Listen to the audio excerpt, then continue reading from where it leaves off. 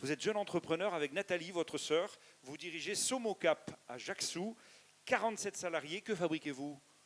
Alors, on est spécialiste du moulage de pièces techniques en caoutchouc et plastique. On est des sous-traitants industriels. Voilà, on fabrique des pièces techniques pour le médical, l'aéronautique, le ferroviaire. Voilà. Et vous avez repris l'affaire familiale dans les années 90. C'était Aïta auparavant. Et puis c'est normal, c'est les jeunes qui prennent le relais. Voilà, exactement. Donc, on poursuit l'aventure avec Nathalie, ma sœur.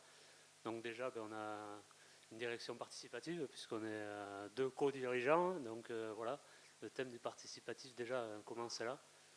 Et on a une philosophie de management qui s'appuie beaucoup sur le participatif. Ah oui, et alors là, vous êtes totalement en phase avec le débat de ce soir.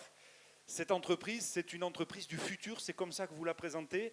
C'est une entreprise où vous voulez libérer la relation sociale. Ça veut dire que vous n'êtes pas patron et que tout le monde est patron dans votre entreprise? Bon, je ne sais pas si on en arrive là, mais ce qui est sûr, c'est qu'on est des sous-traitants industriels. Aujourd'hui, le secteur industriel, c'est quand même un secteur qui est assez difficile. On nous demande sans arrêt de réduire les coûts, d'être plus compétitif. Donc pour ça, il y a les axes traditionnels, les leviers traditionnels. C'est on achète mieux, on produit plus vite, on réduit nos marges. Avec ça, on gagne quelques pourcents. On améliore nos machines éventuellement. Mais chez nous, il y a quand même beaucoup de main-d'œuvre. Et le constat qui est fait, c'est que le paramètre primordial sur lequel il faut être performant, c'est l'humain. Alors c'est quand même incroyable parce que votre père avait une manière de faire que l'on connaît dans beaucoup d'entreprises et vous en avez toute une autre. C'est ça que je voudrais vous entendre dire. Voilà. Comment managez-vous vos salariés? Alors, on est historiquement une entreprise familiale, donc avec un facteur humain important.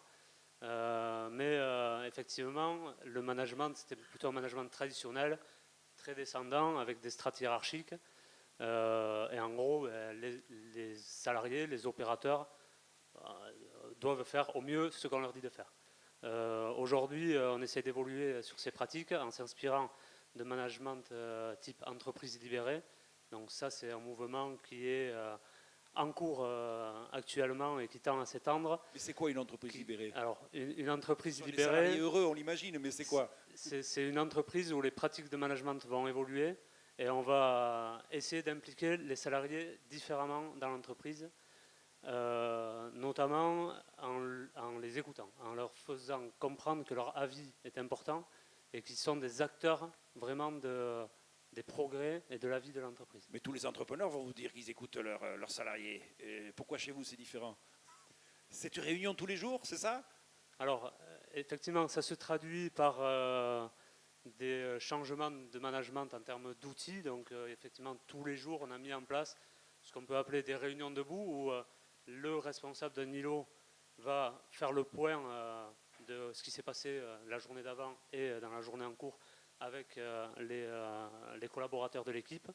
Ils vont faire remonter un certain nombre de problématiques, soit des problématiques de sécurité, de bien-être au travail, de productivité. Et ensuite, il y a encore des réunions intermédiaires avec les fonctions support. Donc, ça reste encore assez hiérarchisé, il y a des entreprises qui peuvent aller plus loin. Et tout ça, ça remonte jusqu'à un point hebdomadaire avec la direction où on essaye d'écouter, de prendre en compte ces remarques et puis de surtout déployer des actions, mais pas en dictant nous ce qu'il faut faire, mais en écoutant plutôt ce que les salariés peuvent nous apporter. Et ça marche? Alors, pour nous, c'est encore expérimental. C'est une démarche qu'on a engagée en 2014 avec le projet Usine du Futur, justement, qui est accompagné par la région Aquitaine. En tout cas, ça marche. Vous y croyez, vous, en tout cas. Vous dites, on est sur le bon chemin, quoi. C'est ça que vous nous dites. Au niveau feeling, en tout cas, de l'état d'esprit collectif, on voit une différence. Au niveau du management, pour nous, c'est un management qui nous plaît. Donc, de ce point de vue-là, ça marche. Maintenant, comment ça se traduira sur l'aspect économique, qui reste quand même le nerf de la guerre malgré tout, il va nous falloir un peu plus de temps pour le dire, mais en tout cas, on y croit. Bon, vous regardez nos deux témoins, là, vous voulez les convaincre un peu de ce que vous pratiquez. On va voir tout à l'heure s'ils le sont ou pas. On a parlé des résultats. Dites-moi, vous avez l'intention de continuer comme ça. S'il fallait faire l'analogie avec le Pays Basque, le chef d'entreprise que vous êtes, la nouvelle organisation du Pays Basque, vous en pensez quoi? Alors effectivement, je pense qu'on peut faire pas mal d'analogies entre ce qu'on essaie de déployer et ce qui se trame autour de l'EPCI. Il a dit ceux qui se trament. Oui, parce que je pense qu'il Oui. y a encore du travail. Mais effectivement, nous, quand on a décidé de s'engager dans cette démarche en tant que dirigeant, on a eu peur. On a eu peur parce qu'on s'est dit, on va changer quelque chose qui fonctionne quand même depuis quelques années. On va essayer de s'inscrire dans un mouvement qui peut paraître un peu hurluberlu. C'est le monde des bisounours, chacun fait ce qu'il veut dans l'entreprise. On vous l'a dit Ouais, enfin, en tout cas, les détracteurs de l'entreprise libérée s'appuient un peu sur ce genre de remarques.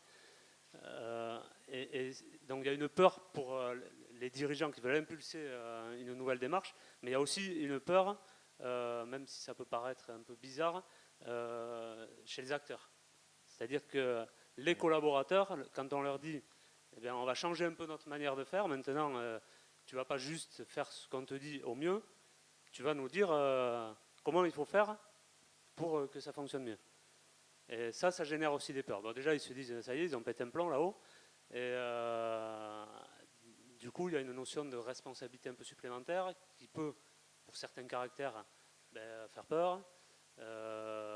Voilà, donc il y a certains freins, il y a le poids de la culture d'entreprise aussi. Eh oui, parce qu'il y a les anciens qui sont là, aux côtés des nouveaux que vous avez engagés dans votre démarche, et tout ce monde doit cohabiter, doit aller dans le même sens. Ça ne doit pas être facile. Ouais. Exactement, donc les anciens, il y a toujours les freins liés au changement. On va changer, c'est toujours un peu pénible. Il faut qu'ils croient en la démarche. Et les nouveaux, ils peuvent être un peu plus faciles à mener dans la démarche. Merci Fabrice Sorouette, je crois qu'on peut l'applaudir et le saluer.